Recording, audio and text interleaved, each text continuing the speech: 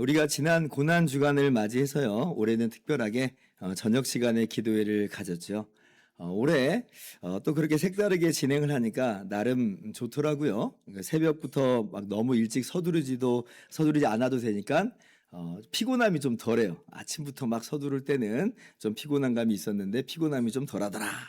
대신 저녁 시간을 오로지 그렇게 기도회 시간으로 갖다 보니까 다른 여가 생활은 전혀 못하더라. 그러다 보니까 유튜브 못 보고 쇼츠 못 보고 우리가 그동안 아유 하지 말아야 되지 라고 하는 것을 그러면서도 잘 못해왔는데 근데 그냥 저절로 해결된 한 주였습니다. 그런 의미에서 참 좋았다는 거예요. 그래서 우리가 이러한 한 주간을 이제 보내왔는데 근데 제가 어느 날인가 그날도 이제 오후 늦게 기도회 시간이 되어가지고 차를 몰고 예배당으로 오고 있었습니다. 그런데 이제 오후니까 이 차창 너머로 문득 이제 뉘엿뉘엿 넘어가는 그런 태양이 눈에 들어왔어요. 우리가 그걸 노을이라고 그러죠. 원래 우리가 맨눈으로는 태양을 못 봅니다. 그냥 봤다가 눈이 멀어버리잖아요. 그런데 해질 무렵에는 그렇게 붉은 태양을 우리가 바라볼 수가 있어요. 그래서 제가 그 태양을 좀 바라보고 있는데 항상 느끼는 거지만 노을이 참 예쁘더라고요. 이쁘잖아요. 그리고 그 노을을 볼 때마다 드는 생각 중 하나는 뭐냐면 아주 붉은 태양이잖아요. 그 붉은 동그란 태양이 마치 그 태양을 통과하여서 뭔가 또 다른 세상으로 가는 입구 같다는 생각을 하였습니다. 어렸을 때부터 노을을 볼 때마다 제가 야 저기가 또 다른 세상으로 통하는 입구와도 같다 이런 생각을 제가 종종 했는데 그날도 이제 그런 생각을 한 거예요. 마치 이런 거죠. 내가 밟고 있는 지금 이 땅은 죄와 연약함과 부패함으로 얼룩진 잿빛 세상이라고 한다면 저 태양 너머에는 다시는 사망이 없고 애통한 것이나 곡하는 것이나 아픈 것이 다시 있지 않는 죄와 연약도 영원히 사라져버린 빛나는 세상이 있는 것만도 같다. 오해하지 마세요. 정말 그 태양 안에 뭐가 있다고 생각하지 마시고 제가 그러한 그 하나님께서 회복시키시는 그 새로운 세상을 동경하는 마음이 제 마음 가운데 그렇게 나타났다라고 하는 걸 여러분들에게 나누고자 하는 거예요. 그러면서 그 노을을 보면서 문득 예전에 제가 검색할 때 보았던 한 이미지가 떠올랐습니다. 그래서 제가 다시 한번 가져와 봤어요. 이런 이미지예요. 누구 그림인지는 모르겠습니다. 예전에 제가 고난주간 이미지를 찾다가 그냥 찾은 건데요. 제가 그때도 이 그림을 보면서 무릎을 탁 쳤던 기억이 있어요. 왜냐하면 무덤 안에가 너무나 신비하게 빛나고 있어요.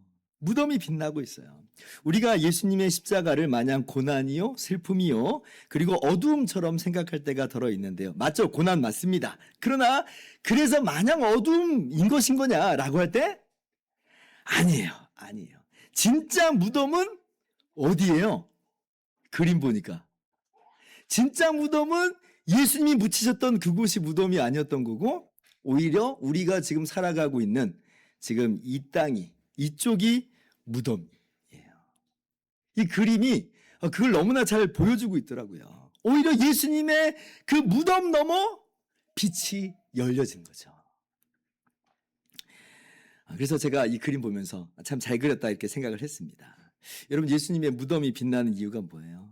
예수님의 죽으심으로 예수님께서 우리 대신 죄값을 치러주심으로 우리 어깨에 매여 있었던 모든 죄짐이 다 벗겨졌습니다. 우리의 모든 저주가 모든 형벌이 다 끝장났어요. 그러니까 주님의 묻히셨던 그 무덤이야말로 빛나는 곳이에요.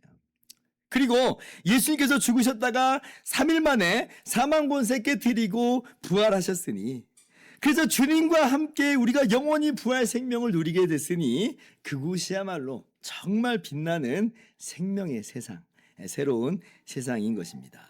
여러분 이것이 바로 우리 주님께서 십자가와 부활로 이루신 놀라운 구원이에요.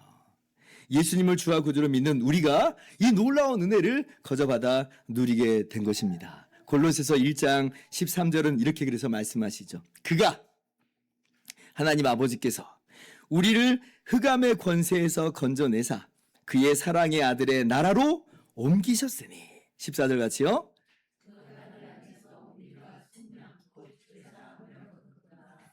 주님의 십자가 속량으로 말미암아 우리가 빛의 나라로, 아들의 나라로, 어둠에서 빛으로 옮겨졌다는 것이에요. 여러분 믿으시기 바랍니다. 네, 그래서 우리 주님의 십자가가 얼마나 놀라운 은혜인가. 우리를 위해서 대신 죽으신 주님의 그 죽으심이 얼마나 우리에게 복인가라고 하는 것을 우리는 너무나 잘 알고 있는 것인데요. 그런데 이 베드로를 위시해서 제자들은 아직 여전히 그걸 깨닫지 못하고 있었습니다. 심지어 베드로 경우에는 오늘 말씀 보니까 예수님께 항변하기까지 했다 말씀이 기록해 주고 있어요. 오늘 보면 21절입니다. 이때로부터 예수 그리스도께서 자기가 예루살렘에 올라가 장로들과 대제사장들과 서기관들에게 많은 고난을 받고 죽임을 당하고 제3일에 살아나야 할 것을 제자들에게 비로소 나타내시니 22절 같이요. 베드로가 네.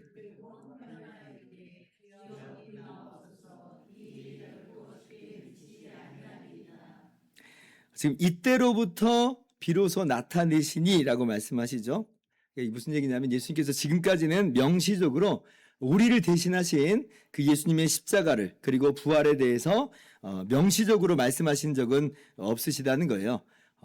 이전에 선지자 요나의 표적 이야기를 하면서 슬쩍 흘리신 적은 있지만 주님의 십자가와 부활에 대해서 아주 분명하게 말씀하신 적은 없어요. 그런데 이제 드디어 예수님께서 명시적으로 드러내놓고 십자가와 부활에 대해서 말씀하신 것이죠. 아마도 그 계기가 된 것은 우리가 지난주 살펴본 그 말씀이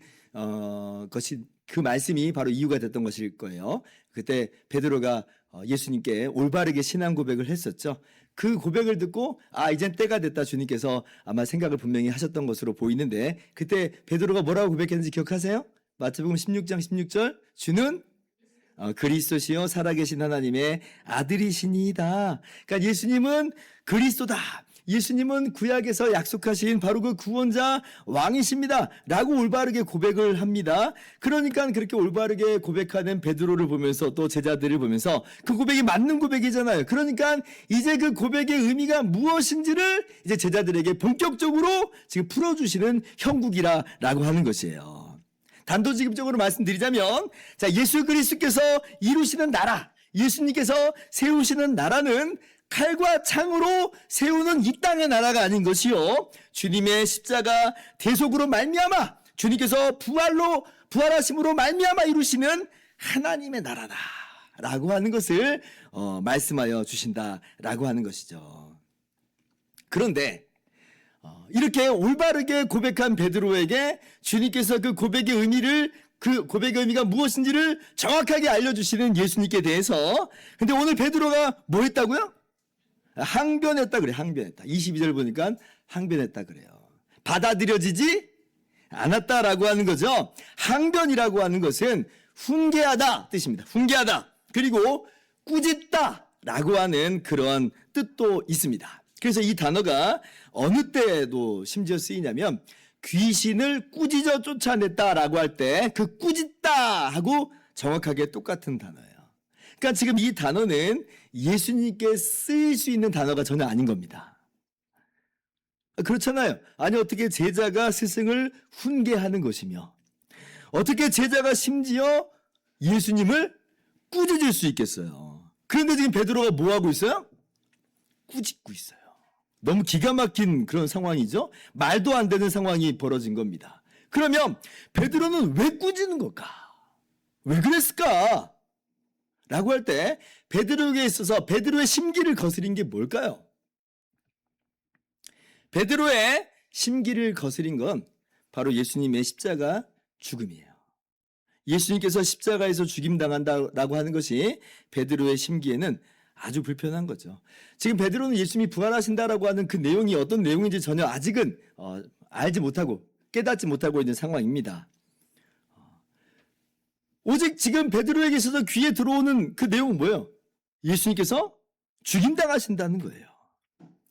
근데 베드로에게 있어서는 이건 있을 수가 없는 얘기예요. 아니 왜 예수님이 죽임을 당하셔야 되는가? 예수님은 하나님의 나라를 회복시키실 분인데 고난받고 죽임당하다니요. 이건 앞뒤가 안 맞는 말 아닙니까? 아니 그렇다는 건 오히려 실패한다는 말 아닙니까? 그래서 꾸짖은 거예요. 예수님 그런 생각은 꿈에도 하지 마세요. 우리야 그 이후에 되어지는 모든 구원의 일들을 분명히 알고 있으니까 아유 베드로가 지금 아무것도 모르네 라고 하면서 그것도 몰라 라고 하겠지만, 여러분 그렇게 우리가 알고 있는 게 은혜예요. 이게 정말 우리가 똑똑해서 알게 된 게 아니라 하나님께서 우리로 하여금 알게 하시는, 깨닫게 하시는 놀라운 복을 우리가 누리는 것이죠. 그런데 이렇게 복을 받은 우리가 아니고서는, 하나님께서 깨닫게 하시는 그 내가 아니고서는 사람들에게 있어서는 예수님의 십자가라고 하는 것은 그리스도가 십자가에 달린다, 메시아가 십자가에 달린다라고 하는 건 이건 너무나 큰 걸림돌이 되는 겁니다. 오늘 베드로에게 걸림돌이 된 거예요. 아니 메시아인데 왜 죽으시냐는 거예요. 왜 고난받느냐는 거예요. 말이 안 된다는 거죠. 메시아는 승리하셔야 되고 메시아는 성공하셔야 되는 존재 아니냐. 그래서 그 메시아를 따르는 자에게 그 승리와 성공과 번영의 열매를 나눠줘야 되는 거 아니냐. 그게 진짜 메시아인 거 아니냐. 근데 죽어? 아니 그럼 메시아 아닌 거네 라고 지금 걸려 넘어지는 거예요. 그래서 사도 바울께서도 이렇게 기록을 했죠. 고린도전서 1장 22절 이하를 봅시다. 유대인은 표적을 구하고 헬라인은 지혜를 찾으나. 23절.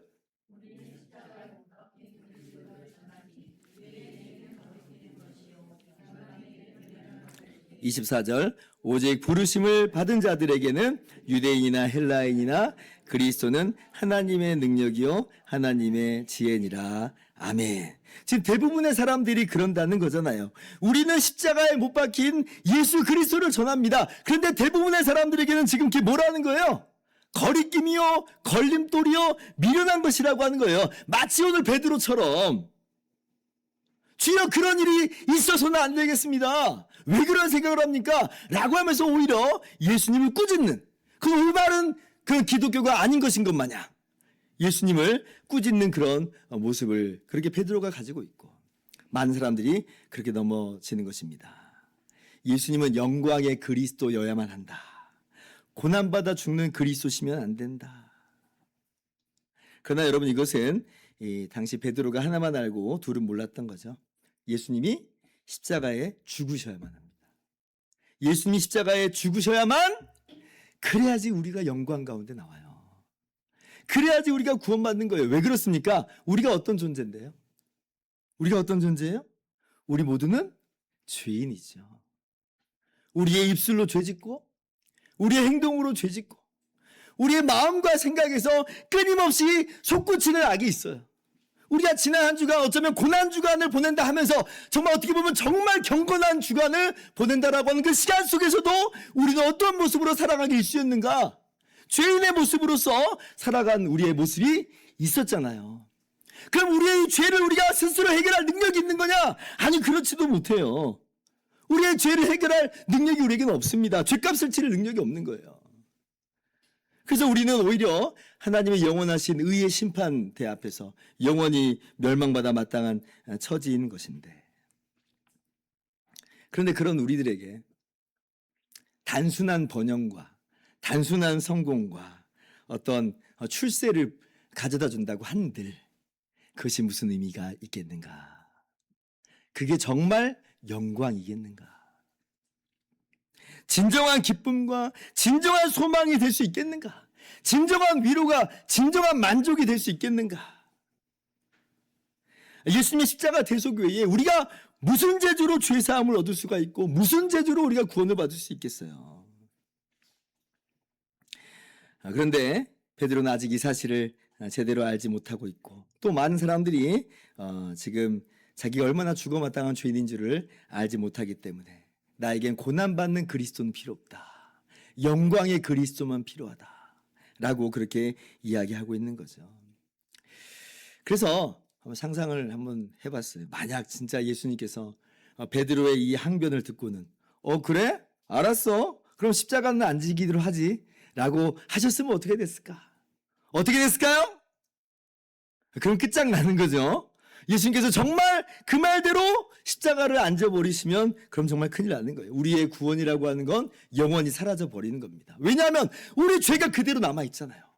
그러면 우리는 우리의 행위대로 하나님의 심판을 받을 수밖에 없게 되는 것입니다. 그런데 감사하게도 주님께서는 베드로의 이 항변을 받아들이시는 것이 아니라 도리어 무섭고도 호되게 베드로를 책망하십니다. 책망하세요. 23절 예수께서 돌이키시며 베드로에게 이르시되 사탄아 내 뒤로 물러가라. 너는 나를 넘어지게 하는 자로다. 네가 하나님의 일을 생각하지 아니하고 도리어 사람의 일을 생각하는도다. 사탄아 내 뒤로 물러가라. 이렇게 말씀하세요. 베드로가 이 얘기를 듣고 아마 정신이 번뜩 들었을 거예요. 이게 무슨 말이야? 물론 베드로가 실제 사탄이라고 하는 그 말씀은 아닙니다.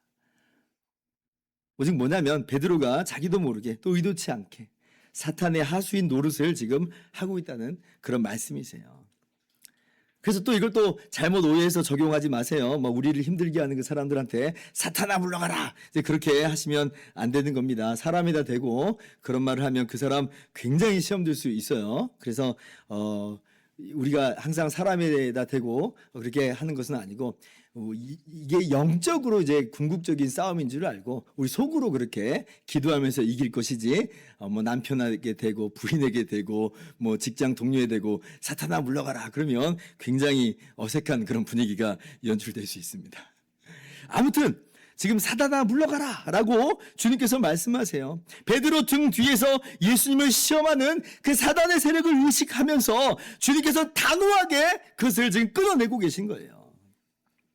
이런 걸 보면 사단이 얼마나 집요하고 정말 얼마나 끈질기게 그렇게 시험하고 유혹하는 존재인지를 우리가 잘 알 수가 있습니다.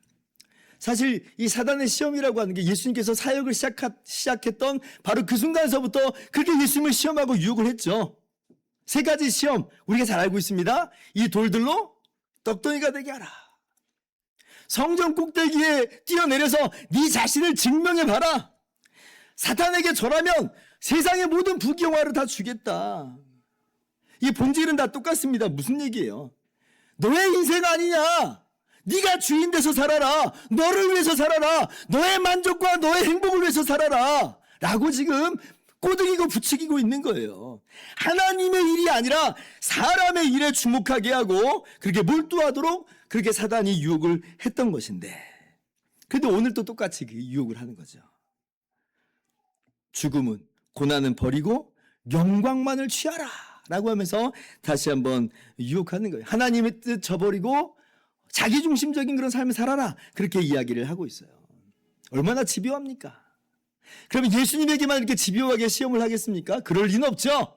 우리들에게도 그렇게 집요하게 유혹하고 시험하는 존재가 바로 그 사단이라고 하는 걸 우리가 깨달아야만 하는 것이에요. 베드로전서 5장 8절 말씀은 이렇게 이야기합니다.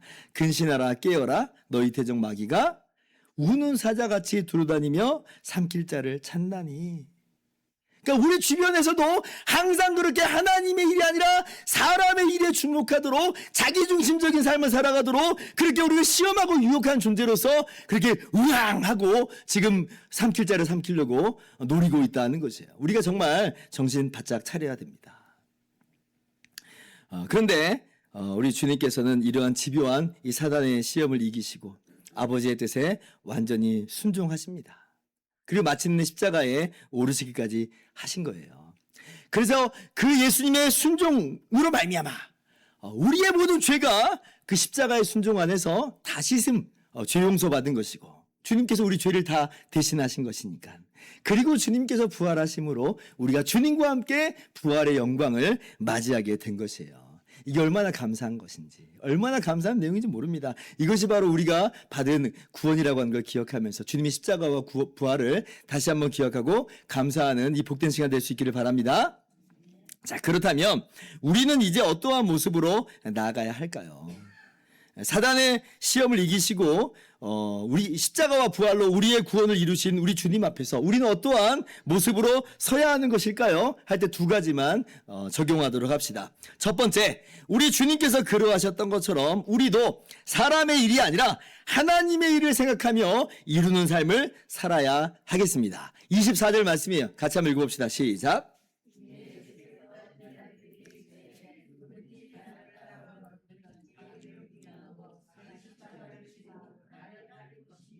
아멘. 이해! 이렇게 말해요. 이해! 앞에 부분하고 연결되어서 그렇게 주님께서 계속해서 말씀하시는 거예요. 예수님께서 십자가라고 하는 하나님의 일을 생각하고 이루시는 것처럼 예수님의 제자들인 우리들도 그와 같이 하는 것이 마땅하다라고 하는 것이에요. 사람의 일, 즉 내가 중심이 돼서 세상의 헛된 영광을 추구할 것이 아니요. 비록 고난과 어려움이 찾아온다 할지라도 하나님의 기뻐하시는 그 뜻에 순종하면서 살아가는 것이 우리의 마땅한 모습이고, 이것이 바로 주님께서 기대하시는 구원받은 우리들의 삶의 모습이라고 하는 것이에요. 여러분, 우리 주님의 십자가 대속, 그러니까 대속이라고 하는 십자가는 결코 모방할 수 없는 것입니다. 죄 있는 주제에 우리가 어떻게 다른 사람의 죄를 대신해서 십자가에 매달릴 수 있겠어요? 그건 불가능합니다. 그러나 순종이라고 하는 십자가는 우리가 본받아야 되는 그런 내용이에요. 다시 한번, 대속이라고 하는 십자가는 우리가 본받고 자식할 게 못됩니다. 그 주님만이 하실 수 있는 거예요. 그러나 순종, 아버지의 뜻에 순종하는 순종이라고 하는 십자가는 우리가 본받아야 된다라고 하는 것이에요. 로마서 8장 17절 말씀입니다. 자녀이면 또한 상속자, 곧 하나님의 상속자요, 그리스도와 함께한 상속자니 우리가 그와 함께 영광을 받기 위하여 고난도 함께 받아야 할 것이니라. 우리가 지금 막 영광만 바라보면서 추구하면서 따라가는데 뭐라고 말씀하세요? 고난도 함께 받는 것이 마땅하다는 거예요.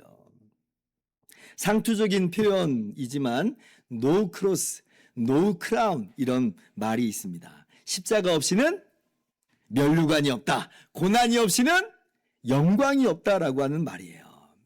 여러분, 우리가 안 그런 척 하지만 그러나 우리의 신앙생활 속에서 우리가 자기 십자가를 빼버리고 지낼 때가 참 많습니다. 우리 신앙생활에서 항상 어쩌면 베드로와도 같이 영광만을 기대하고 영광만을 추구하면서 그렇게 살아갈 때가 참 많다는 거예요. 예, 분명히 주님께서 우리 가운데 영광의 면류관을 장차 주실 것이지만, 그러나 우리가 이 땅에서 살아가는 동안에는 주님을 본받아서 아버지의 뜻에 순종하는 삶이 우리 가운데 요구가 됩니다. 필요한 모습이에요. 그러나 아버지의 뜻에 순종하는 모습 속에서는 때때로는 고난이 찾아오고 희생의 모습이 요구되는 것이 이 땅에서 우리의 이 신자의 삶의 모습인 거예요. 그 길을 기꺼이 걸어가라는 거예요.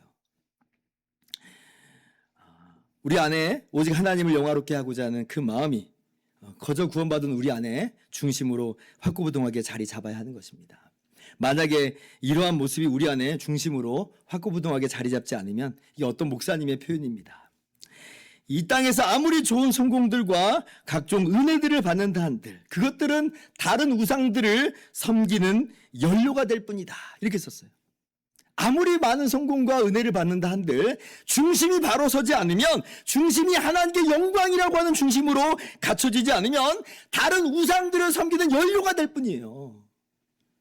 외모라는 우상, 인기라는 우상, 성공이라는 우상, 나 자신이라고 하는 우상에 자꾸 먹이를 주는 거에 불과합니다. 그리고 그 우상들은 만족할 줄을 모르죠. 끊임없이 더 요구하고 마침내 우리를 노예로 삼아버려요.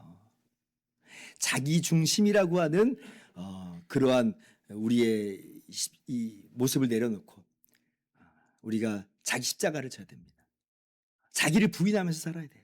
오직 구원받은 자로서 하나님께 영광, 이것이 우리의 마땅한 삶의 모습이고, 그렇게 하나님 말씀에 순종하면서 살아가면서 다가오는 고난과 어려움들은 감내하자는 거예요. 감내하자.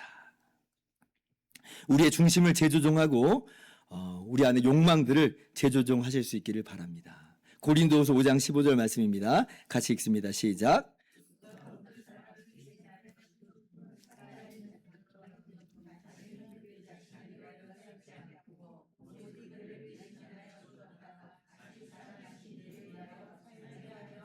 아멘.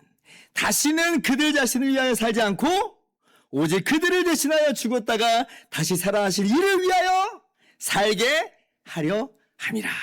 이것이 주님의 십자가와 부활의 의도다라고 하는 것이에요. 두 번째, 주님의 십자가와 부활 앞에 선 우리의 마땅한 모습은 똑같이 그렇게 자기를 부인하고 자기 십자가를 따르는 것인데, 이것은 또한 다름 아니라 어떤 내용을 또 담아내고 있냐면, 우리 자신이 죄인이라고 하는 걸 항상 인정하고 항상 오직 예수님의 십자가 대속만을 의지하면서 살아가라라고 하는 그런 주님의 말씀이기도 합니다. 사실 예수님께서 자기를 부인하고 자기 십자가를 지고 나를 따를 것이라라고 하는 이 말씀은요, 일전에 예수님께서 하신 적이 있어요. 언제 하셨냐면 마태복음 10장 38절에 이미 말씀하셨죠. 또 자기 십자가를 지고 나를 따르지 않는 자도 내게 합당하지 아니하니라. 오늘 말씀하고 똑같은 말씀이죠. 그리고 제가 그때 이 말씀을 두고서 어떻게 설교를 했냐면, 십자가라고 하는 게 뭔가 한번 곰곰이 생각해보자 그랬어요. 십자가가 뭔가? 십자가가 뭐예요? 단순한 어떤 고난과 고통, 희생을 좀 넘어서서 십자가라고 하는 건 죄인의 형틀이에요. 사형의 형틀이다. 그때 그렇게 말씀을 드렸어요. 그래서 죄인의 형틀을 지고 간다라고 하는 건 뭐예요? 이게 무슨 의미예요? 나는 이렇게 죽어 마땅한 죄인입니다 라고 하는 걸 인정하고 고백하면서 살아가는 것이 자기 십자가를 지는 것이다. 이렇게 여러분들에게 말씀을 나눴습니다. 자기 부인이라는 것도 그래요. 자기 부인, 자기를 거절하는 거예요. 왜 거절을 해요? 나 자신에게는 내세울 것이 하나도 없다는 거예요. 내게는 아무런 의도 없고 아무런 공로도 없고 자랑할 것이라고는 아무것도 없습니다. 이게 바로 자기 부인의 그 전형적인 모습이잖아요. 결국 그래서 자기를 부인하고 자기 십자가를 진다라고 하는 의미는 뭐냐? 나는 죄인이요, 나는 아무런 의가 없습니다 라고 인정하면서 오직 나를 대신해 십자가에 달리신 예수님만을 의지합니다 라고 하는 그런 고백이에요. 단 한순간도 그렇지 않음이 없습니다 라고 하는 거예요. 여러분, 자기 십자가 없이는 그래서 구원이 없는 겁니다. 나의 죄인됨을 인정하지 않고 오직 예수님만을 의지함이 없이 어떻게 구원함이 있겠어요. 팀 켈러 목사님은 자기 십자가를 지는 것에 대해서 이렇게 표현을 합니다. 우리가 이 구원을 받아들이려면 자신을 다해 완전한 덕의 경지에 도달할 것이 아닙니다. 오히려 극도의 연약함과 무력함과 결핍을 인정해야 합니다. 그렇지 않으면 이 선물을 받는 길은 없습니다. 자기 십자가를 진다. 여러분, 이것이 한평생 우리 신자의 믿음이요 삶인 것이에요. 그리고 주님께서는 이렇게 낮고 가난한 천한 우리들을 위해서 십자가에서 대신 죽으셨기 때문에 그렇게 오직 주님만을 의지하는 우리들을 주님의 영광의 나라로 인도하여 들이시는 것입니다. 그러니 우리의 이 땅에서의 삶에서 어떻게 교만함이 있고 어떻게 자랑함이 있고 어떻게 우쭐함이 있겠어요. 오직 영광은 주님께만 올려드리는 것이 우리의 모습인 것이죠. 그렇게 자기를 부인하고 자기 십자가를 지는 나의 죄인됨을 고백하며 오직 하나님의, 오직 우리 주님의 자비하신 손에 의탁하는 우리의 모든 삶의 모습이 될 수 있기를 주님의 이름으로 축원합니다. 이제 말씀 마칩니다. 우리도 베드로처럼 부활의 영광은 선호하지만 십자가는 제거하고 싶어 할 때가 참 많습니다. 하나님 말씀 순종하면서 살아가는 것으로 인한 고난 받기 싫어하는 거죠. 내가 죄인이요 하면서 주님 따르는 삶, 그렇게 우리가 즐거워하고 달가워하지 않습니다. 그러나 오늘 주님의 책망에 정신 바짝 우리가 차렸습니다. 사단아 물러가라. 네가 하나님의 일을 생각하지 않고 사람의 일을 생각하는구나. 오늘 주님의 말씀에 정신 바짝 차리고요, 우리가 자기를 부인하고 자기 십자가를 지고 가는 그런 삶을 살아가는 우리 모두 될 수 있기를 바랍니다. 이것이 바로 십자가와 부활 앞에 마땅한 우리의 모습인 줄을 알고 그렇게 자기를 부인하고 자기 십자가를 지고 가는 여러분의 모든 삶이 될 수 있기를 주님의 이름으로 축원합니다.